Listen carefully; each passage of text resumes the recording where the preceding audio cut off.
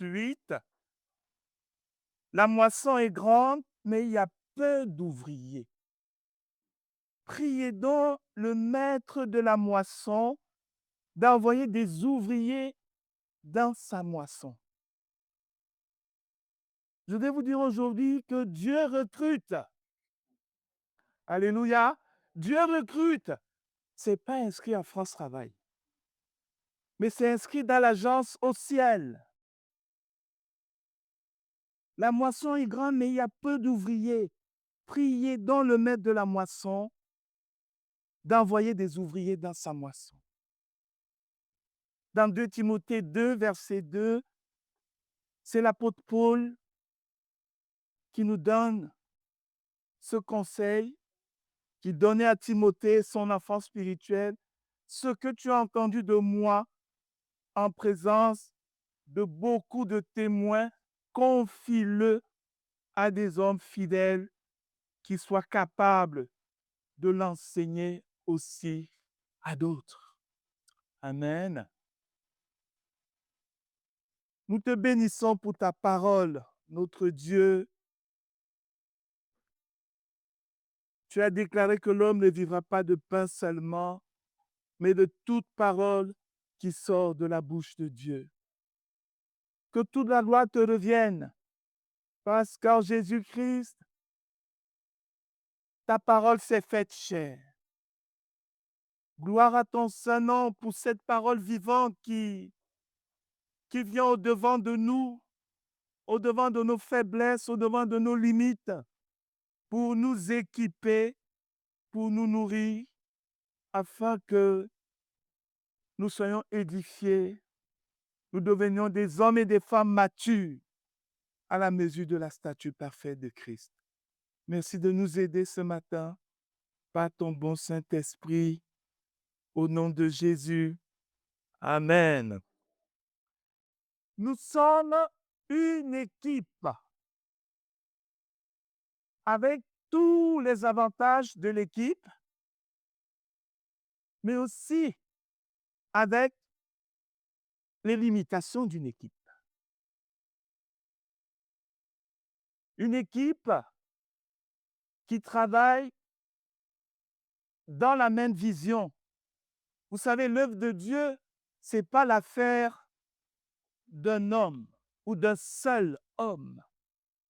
C'est l'œuvre de Dieu qui a commencé avant nous, qui se poursuivra après nous, mais dans notre génération, dans ce temps limité que Dieu nous accorde d'être en vie sur cette terre, nous qui avons accepté Christ, nous sommes appelés à travailler en équipe, à être des équipiers qui travaillent dans cette œuvre.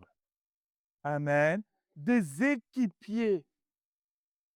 Et le plus important pour nous, bien-aimés frères et sœurs, je l'ai dit hier, mais il me semble important de le rappeler encore aujourd'hui, ce n'est pas le fait que ni toi ni moi, nous soyons des hommes hyper spirituels ou que nous soyons des hommes très onctionnés ou que nous soyons des personnes éloquentes qui savent captiver les foules.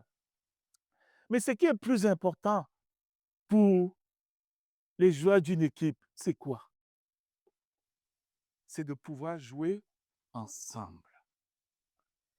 De pouvoir jouer ensemble, de pouvoir s'entendre, de pouvoir jouer pour le même but. Que l'équipe gagne et que le propriétaire de l'équipe soit content, soit honoré, qu'il soit fier de l'équipe. Amen. C'est ce pourquoi nous sommes appelés. Et Jésus nous rappelle cet enjeu en nous disant que la moisson est immense. Il y a des hommes et des femmes déjà dans l'Église qui attendent d'être transformés, d'être changés. Je bénis Dieu pour un bien-aimé frère qui témoignait jeudi dernier, peut-être qu'il témoignera ce matin. comment Dieu l'a délivré d'une addiction qui traînait dans sa vie depuis des années.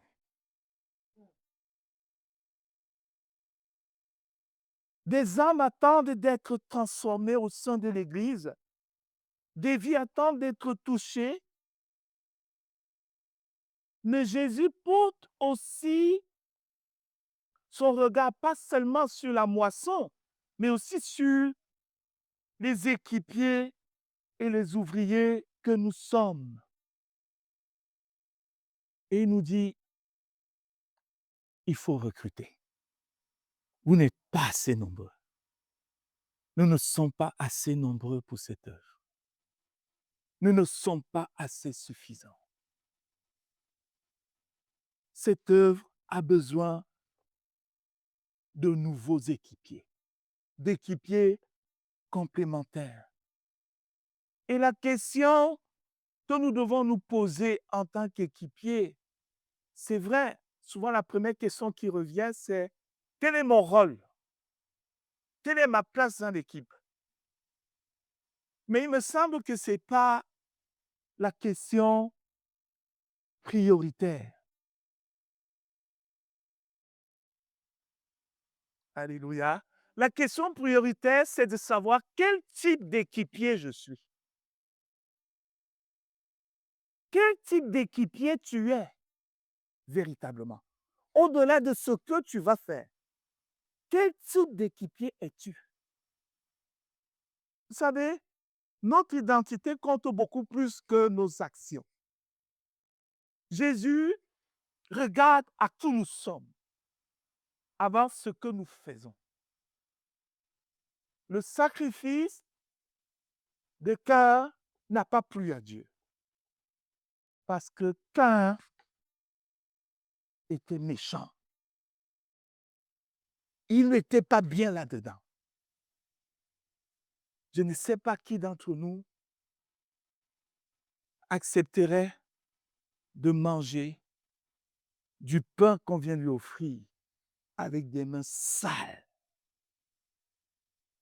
souillées, et je viens te donner. Tiens, mange. Personne n'aurait ce cœur si ouvert pour le prendre ainsi. Quel type d'équipier es-tu? Quel type d'équipier je suis? La première chose qui caractérise un équipier dans l'œuvre de Dieu, c'est qu'il doit être quelqu'un qui accepte de rentrer dans une vision qui est partagée. Une vision qui est partagée. Quelqu'un qui veut avoir sa vision à lui, que pour lui, ne peut pas travailler dans une équipe. Amen. La vision de l'équipe est une vision partagée. Ce n'est pas une vision qui vient de moi ou de toi, mais c'est une vision qui vient du maître de la moisson, du propriétaire de l'équipe. Alléluia. C'est lui qui est le propriétaire de l'équipe et c'est lui qui nous donne cette vision à toi et à moi. La Bible dit que nous sommes liés avec Dieu. Nous sommes des équipiers de Dieu. Dieu, dans sa grâce, aurait pu travailler sans nous. Dieu n'a pas besoin de toi et moi pour son travail. Il n'a pas besoin. Quand il a créé les cieux et la terre, tu étais là? Oh, tu n'es pas là. Ni toi, ni moi. Tu n'es pas là. Vous savez, quand Job se plaignait, Dieu lui dit, bon, Job, viens un peu. Tu étais là quand j'ai créé tel animal, quand j'ai créé l'hippopotame, quand tu étais là, tu étais là. Et Job était obligé de se rendre à l'évidence. Seigneur, tu me dépasses. Quand bien même je serais pieux, ma piété n'est pas dans ta catégorie. Tu es hors catégorie. Notre Dieu est un Dieu hors catégorie. Dans sa catégorie, il est unique. Seul vrai Dieu. Amen. Seul vrai Dieu. Alléluia. Le Père de gloire. Le Père de notre Seigneur et Sauveur Jésus, qui s'est fait connaître à nous. qui est descendu du ciel pour se faire connaître à nous. Donc, c'est une grâce d'être équipier avec Dieu. C'est une grâce d'être ouvrier avec Dieu. Et nous devons l'entendre ainsi. Parce que beaucoup de problèmes naissent des fois dans nos églises. Parce que certains ne comprennent pas que c'est une grâce d'être ouvrier avec Dieu. Je me souviens, dans l'un de mes premiers services, il y a de cela, ça fait plus de 30 ans, dans une église où j'étais à Metz, on m'a demandé un jour, Joseph, tu vas mettre les transparences sur les rétroprojecteurs.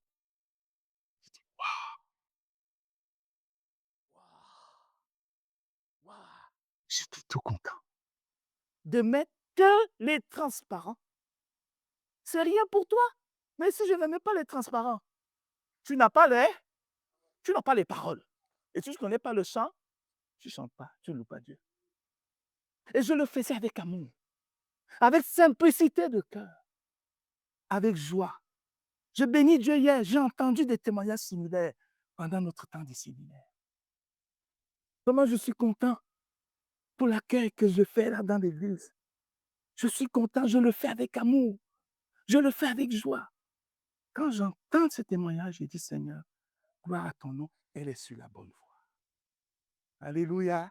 Nous sommes ouvriers avec Dieu. Des conflits naissent des fois dans les églises parce que chacun va imposer sa vision. Chacun va imposer sa méthode. Il dit, pasteur, tu dois faire comme ça. Sinon, tu es hors sujet. Mais non. Non. Nous devons avoir cette unité de reconnaître que dans une équipe, il y a aussi un capitaine.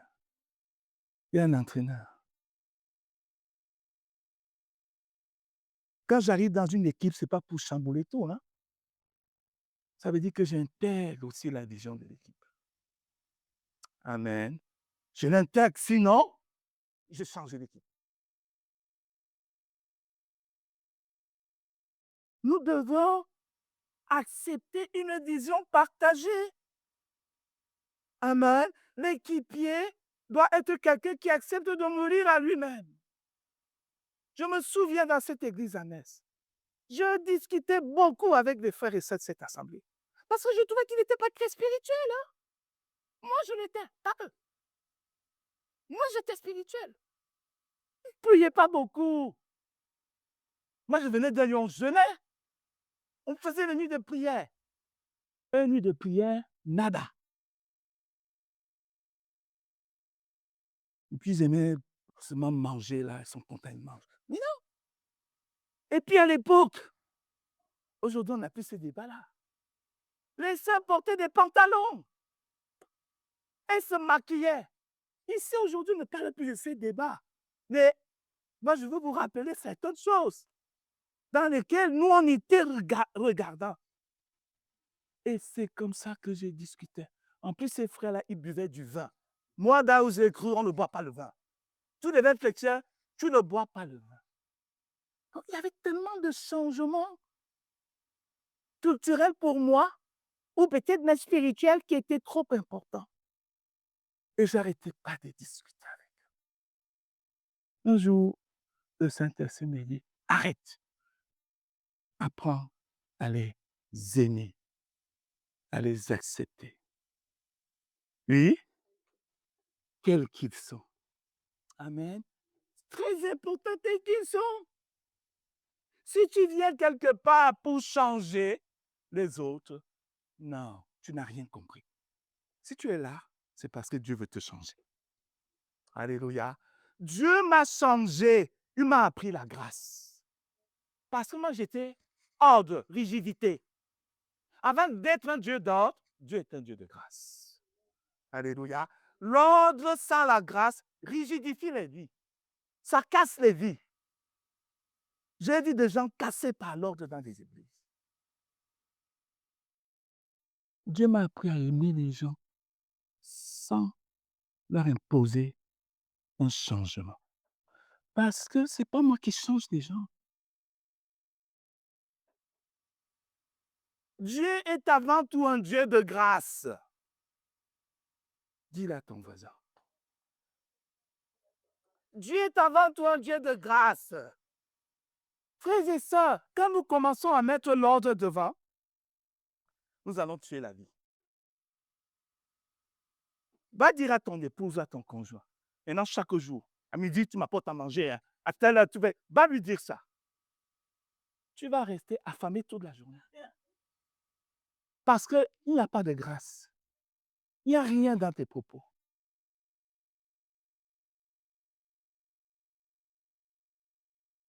L'équipier, c'est un homme de vision partagée qui accepte de mourir à lui-même et de rentrer dans la vision de l'équipe. Et qui dit, Seigneur, que ta volonté soit faite. Amen. C'est ta volonté que nous cherchons, ce n'est pas ma volonté. Ce n'est pas mes méthodes. Tu as des méthodes. Combien de fois y a-t-il eu dans des églises des mouvements qui nous venaient de tel pays, de tel pays? On dit maintenant, quand tu dois pousser un cri. Il y en a qui poussaient des cris comme des animaux. Hein. L'homme de la tribu de Juda, c'était la mode. Ça ne peut rien. Les modes, ça part, ça vient, ça part. Mais l'homme et la femme de foi restent sur le fondement de la parole de Dieu. Amen.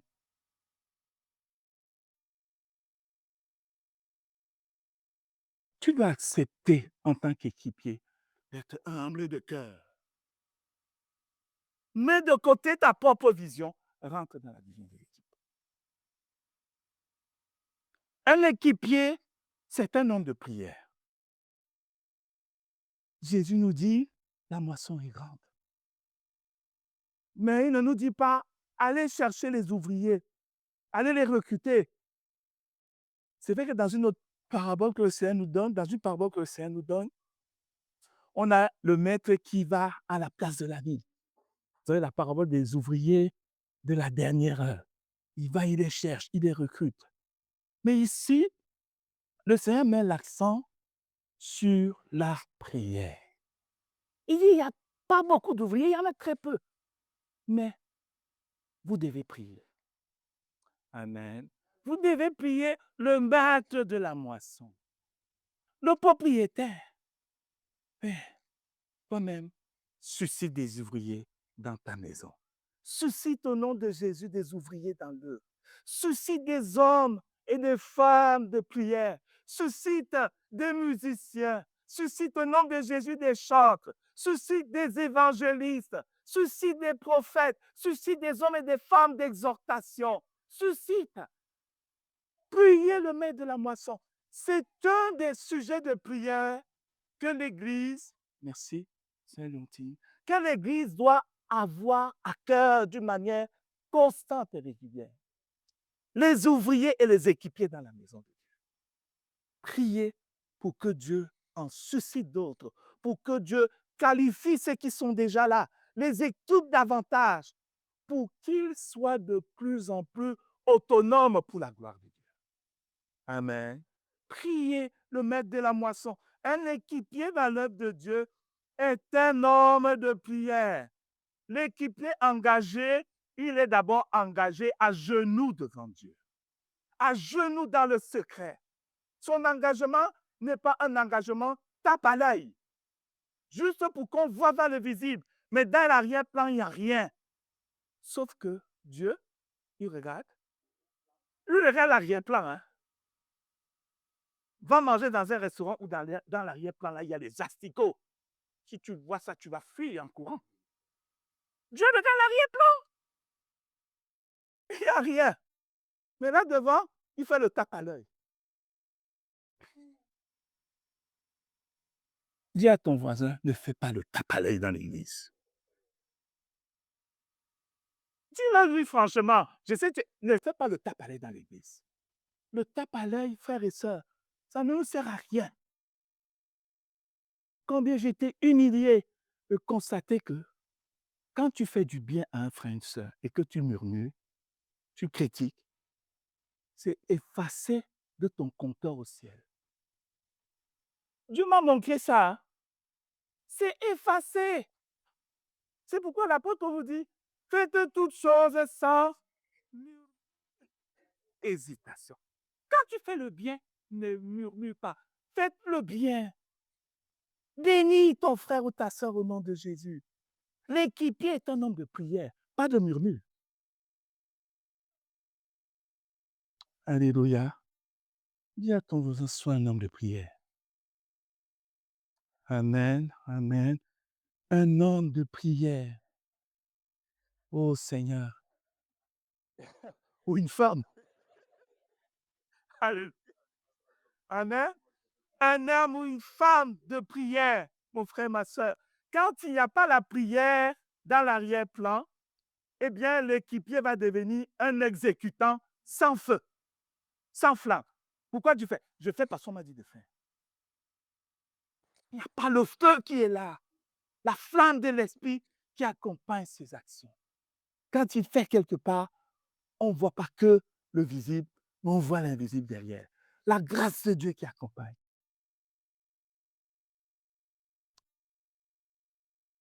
Alléluia, gloire à Jésus. L'équipier est aussi un homme ou une femme fidèle. Paul dit à Timothée, oui, ce que tu as, qu'est-ce qu'il dit? Ce que tu as entendu de moi en présence de beaucoup de témoins, confie-le à des hommes fidèles, à des hommes fidèles, à des femmes fidèles. Il ne dit pas à Timothée, confie-le à des hommes et des femmes spirituels. Qui n'aurait pu le dire? Moi, j'avais dit spirituel.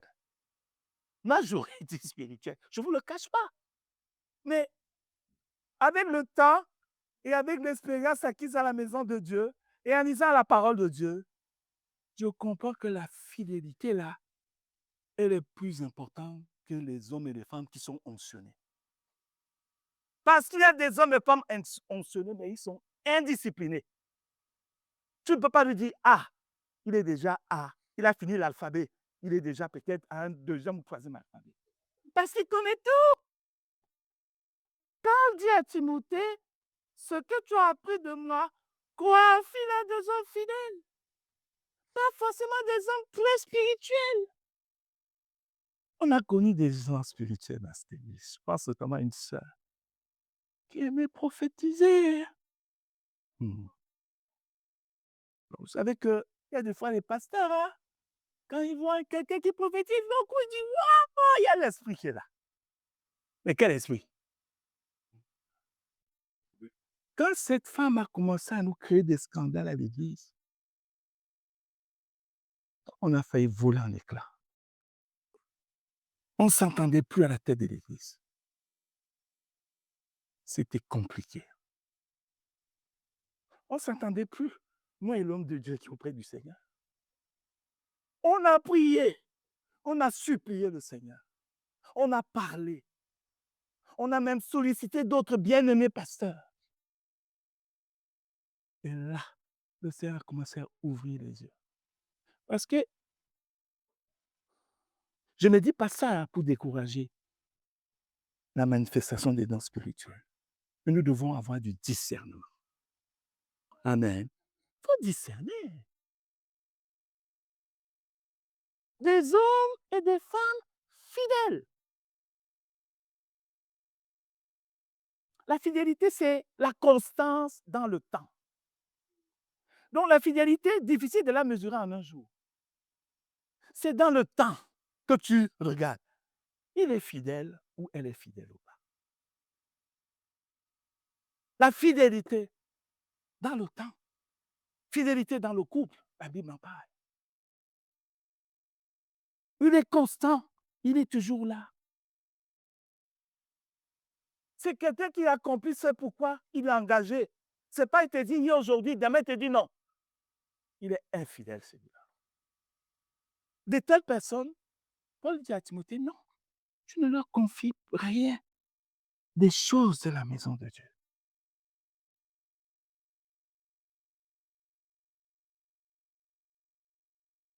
Dieu remarque d'abord la fidélité.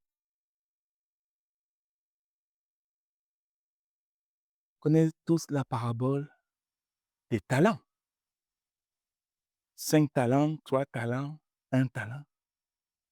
Le premier a reçu les 5 talents, il les a développés. Il y en a qu'un d'autre. Quand le maître arrive, le maître lui dit, bon et fidèle serviteur. Bon, fidèle, c'est quelqu'un qui est travailleur dans la maison de Dieu, qui développe ce que Dieu lui a donné. Ce n'est pas comme le dernier des serviteurs, qui est resté assis, on dit, moi, je l'ai fait tomber. Hein. Je sais que toi, tu es compliqué. Voilà, on te dit, je vais faire ça, tu ne veux pas et tout. Paresseux. Équipier paresseux. Soudain, la fidélité nous parle aussi du caractère. Le caractère de l'équipier. Vous savez, dans une équipe, il y a des cris de joie quand l'équipe gagne. Il y a aussi des fois des cris quand l'équipe est comment? Je ne vous entends pas. Avant même de perdre, oui, quand elle est perdante ou quand elle est en difficulté. De faire des élévations de voix, de faire des frottements.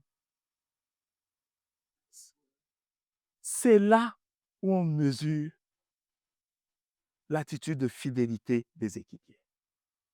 Quelqu'un qui est capable de travailler même quand c'est difficile. Même quand les résultats ne sont pas là. Mais il est là. Amen.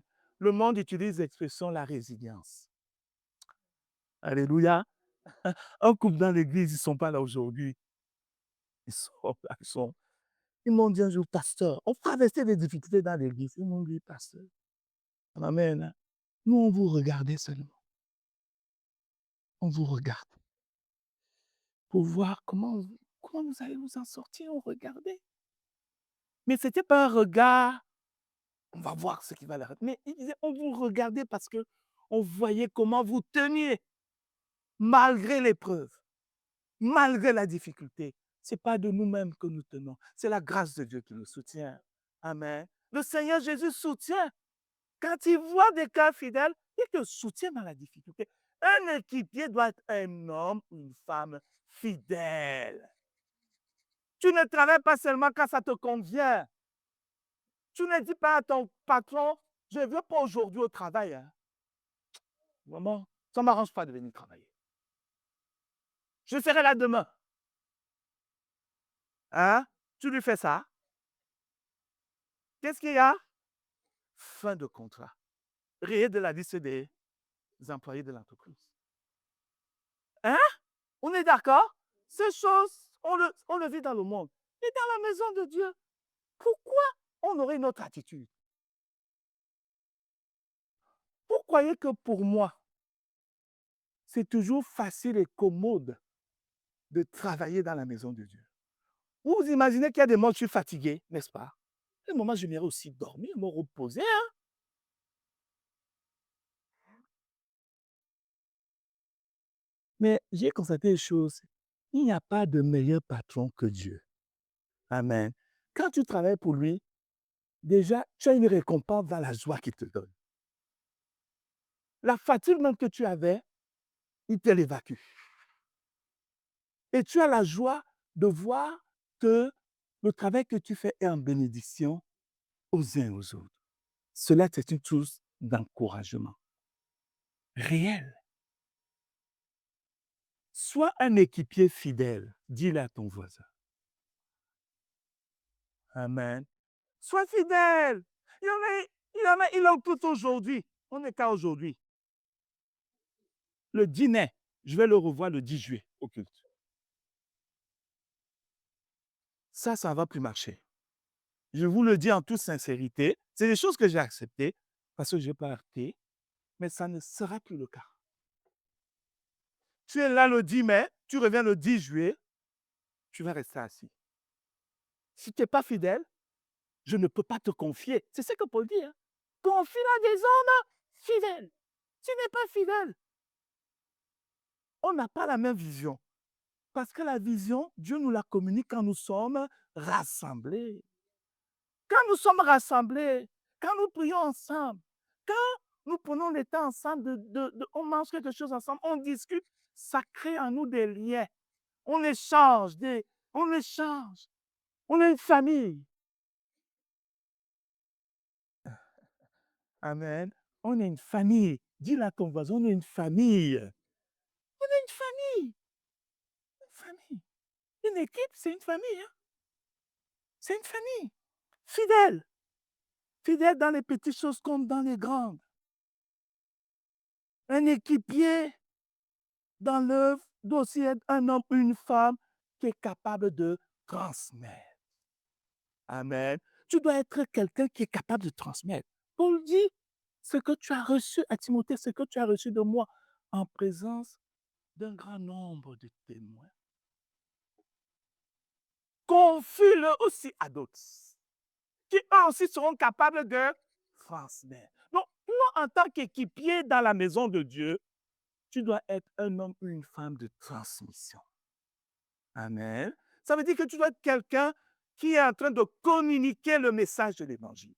L'équipier dans la maison de Dieu doit être un témoin de Christ. Tu dois être un témoin de Christ. Témoin dans la semaine. Ce n'est pas juste un témoin quand on va dire sortir évangélisation. Tu dois être un témoin de Christ. Là où tu es, là où Dieu te fait passer, il y a des hommes et des femmes qui ont besoin d'entendre que Jésus est vivant, que Jésus sauve. Mais qui va leur parler?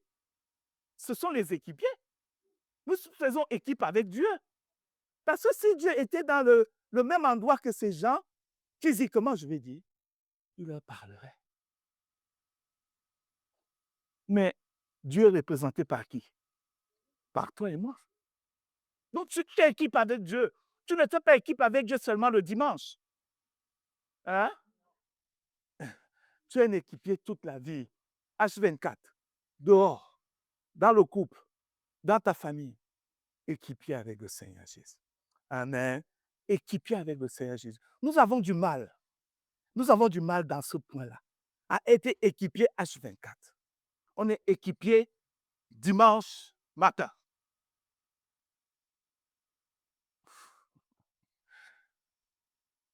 Sois équipier avec Dieu H24.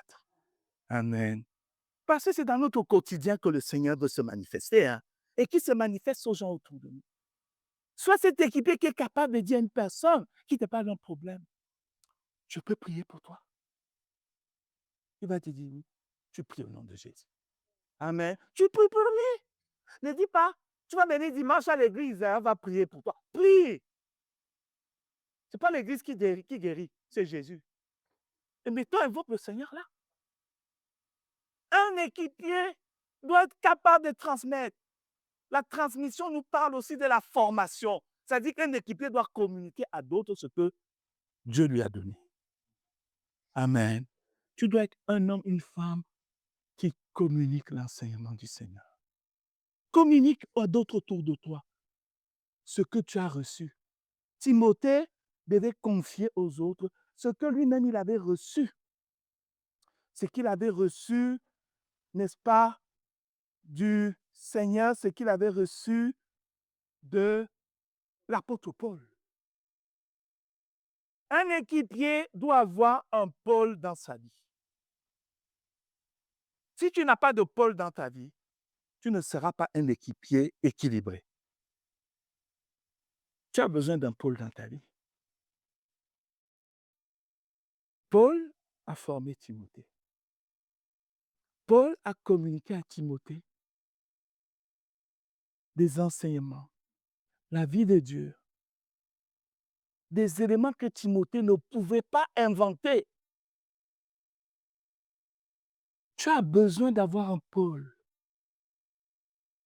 à tes côtés. Un peu comme on parlait dans la semaine de cette histoire dans 1 Roi, chapitre 22. Vous vous souvenez?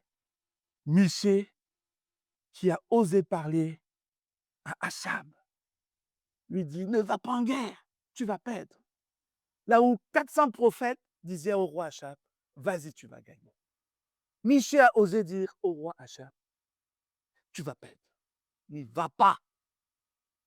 Les hommes comme Paul ou comme Michée, ce sont des gens qui sont capables de nous dire, là, tu es en train de commettre une erreur.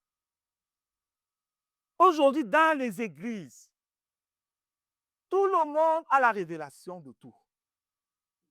Toi, le pasteur va dire à quelqu'un, mon frère, ma soeur, là, il va te dire, moi je prie, je jeûne, alors je me dis quoi?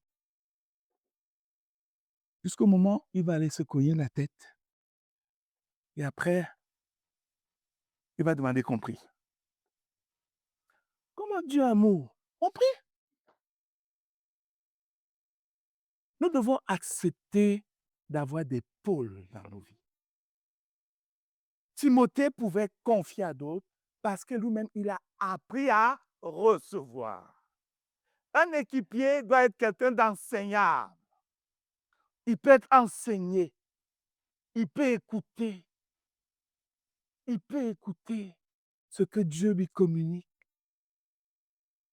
La Bible dit que moi, en tant que pasteur, je suis responsable de vos âmes devant Dieu. C'est écrit, hein? Je suis responsable de ton âme là, tant que tu es là dans cette église. Ça veut dire que je suis tenu de prier pour toi. Peut-être, toi, quand tu dors, moi, je suis réveillé. Et je prie pour toi. Amen. Dieu me demandera des comptes de toi. Est-ce que tu l'as bien équipé?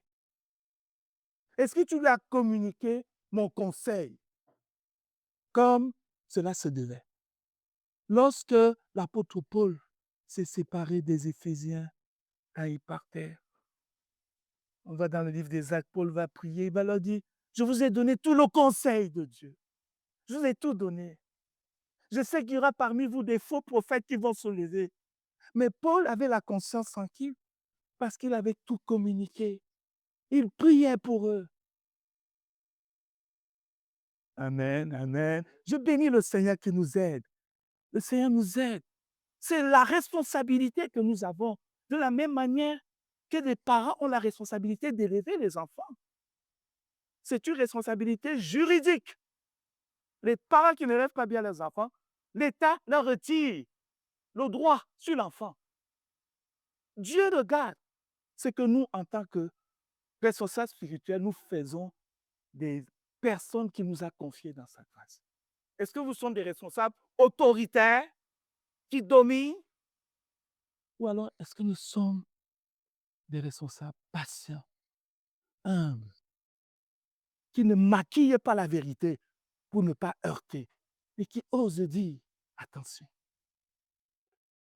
Parce que Dieu ne veut pas notre perdition. Hein. C'est par grâce qu'il nous a sauvés et qu'il nous enseigne. Un équipier, c'est un homme qui sait aussi être à sa place. À sa place, à sa place. Dans une équipe, vous savez aussi bien comment une équipe de foot, il y a 11 joueurs sur le terrain, chacun a une place. Chacun a un périmètre d'intervention. Un joueur de chant, s'il va toucher le ballon avec sa main dans la surface de réparation, ça va être un penalty. Donc, il y a des règles, il ne peut pas. Donc, chacun a sa place. Et dans une équipe, nous devons connaître notre place. Parce que ça va nous éviter déjà de nous marcher sur les pieds les uns les autres. Qu'est-ce que tu fais là? Ça, c'est ma place. Là. Tu fais quoi là? Ça va éviter ça, frère et ça. On est des hommes et femmes. Hein? Quand il n'y a pas ça, ça crée du désordre. Et ça crée des tensions. Ça crée des tensions. Nous devons savoir être à notre place. C'est aussi une attitude d'humilité. Ça, c'est aussi une attitude où on sait quel est notre périmètre. C'est-à-dire, dans le périmètre où j'interviens, Dieu m'a donné des dons et des capacités. Je suis capable, par la grâce de Dieu, de faire ce que je fais. Mais il y a d'autres choses, c'est plus mon domaine. C'est vrai, on disait hier qu'il y en a qui sont comme qui sont des couteaux suisses, n'est-ce pas? Ils peuvent être utilisés à différents endroits. Tout le monde n'est pas couteau suisse. Tout le monde n'est pas. Et il ne faut pas en avoir honte. Avoir un périmètre où j'agis, c'est une grâce. Amen. C'est une grâce. Jean-Baptiste, quand ses disciples sont venus le voir pour lui dire, mais tu sais quoi? Le gars là, le rabbin là que tu nous as montré sur la place, tu nous as dit que c'est lui, l'agneau de Dieu qui enlève le péché du monde. Tu sais quoi? Tous tes disciples là, ils sont en train de partir de chez toi. Ils vont voir le gars là. Jean, laisse-moi faire. Jean-Baptiste a dit, oh, un homme ne peut recevoir que ce qui lui a été donné du ciel. Il m'a été donné du ciel d'être celui qui va présenter l'agneau, l'époux à l'épouse. Donc ma joie, c'est que mais les gens aillent à lui parce que c'est lui l'épouse. Moi, je suis l'ami de l'époux. Si l'ami de l'époux veut que l'épouse vienne vers lui, on va dire, mais il y a une chose, ça ne va pas là, c'est bizarre.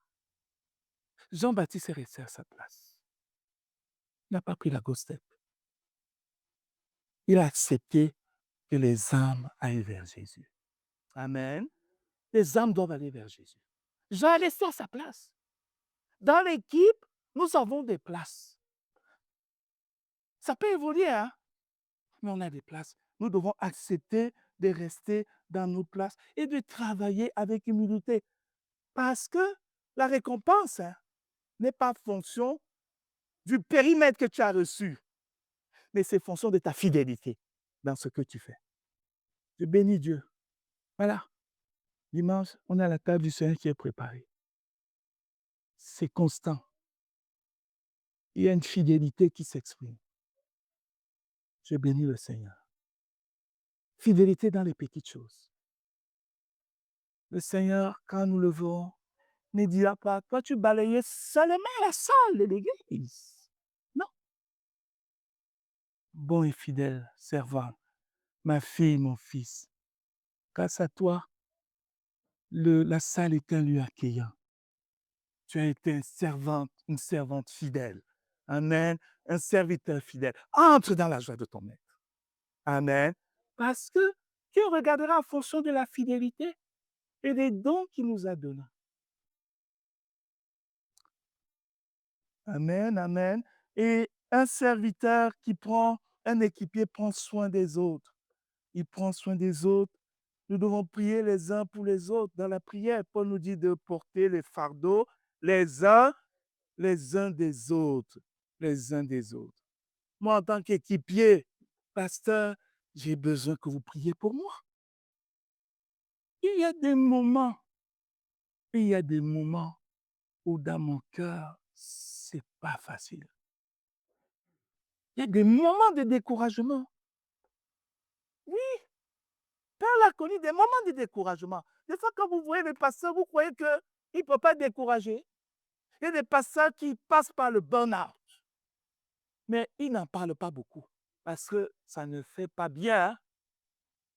Un pasteur burn-outé, on va dire, ouh, qu'est-ce qu'il va nous enseigner? Mais oui, nous sommes aussi des hommes soumis à la faiblesse et qui ont besoin du soutien dans la prière. Amen. Je peux vous dire qu'il y a beaucoup de pasteurs qui, à un moment donné du ministère, disent, je veux tout lâcher et mener une vie tranquille, paisible. Parce qu'il y a des moments où c'est chaud, où c'est compliqué. Mais ce n'est pas à cause de ça que Dieu nous a appelés à son service. Hein? C'est par grâce. Frères et sœurs, c'est une grâce de servir Dieu. Ce n'est pas un mérite, c'est une grâce. Dis à ton voisin, c'est une grâce de servir Dieu. Amen. C'est une grâce, même quand tu passes par des moments difficiles. Ne considère pas que Dieu t'a disqualifié.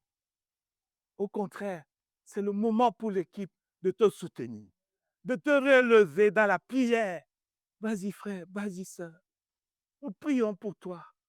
Nous t'aimons dans le Seigneur. Ne baisse pas les bras. On a besoin de ces paroles d'encouragement dans l'équipe. Je vais m'arrêter là.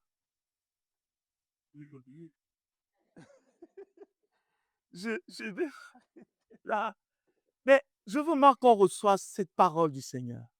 Nous sommes des équipiers. Amen. Nous sommes des équipiers. Toi comme moi. Nous servons un même maître. Amen. Nous avons un même Seigneur, le Seigneur Jésus. Un même maître, c'est Dieu le Père, l'auteur de la création, mais aussi l'auteur du salut, qui avant la fondation du monde avait déjà prévu de sauver l'homme et la femme au travers de son Fils Jésus-Christ. Par l'annonce du message de l'Évangile. Dieu l'avait déjà prévu. Et il avait déjà prévu que ses équipiers allaient être des hommes et des femmes. Pas les anges, parce qu'il aurait pu utiliser les anges pour faire ce travail. Mais il s'est encore très bien fait. Or que, on sait que parmi les anges, il y a eu de la rébellion. Mais Dieu a fait la grâce de nous utiliser pour sa gloire. Ma prière, c'est que tu sois un équipier fidèle. Amen. Un équipier mature. Tu le deviennes. Un équipier avec qui je peux travailler. Nous pouvons travailler. Un équipier qui est aussi patient quand les choses ne vont pas dans sa direction. Qui accepte. Dieu me l'a appris et c'est quelque chose qui va beaucoup t'aider dans les moments d'impatience. Que Dieu te bénisse. Amen. Nous allons prier ensemble.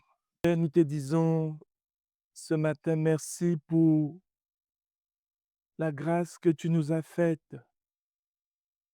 D'abord, de nous créer à ton image, à ta ressemblance,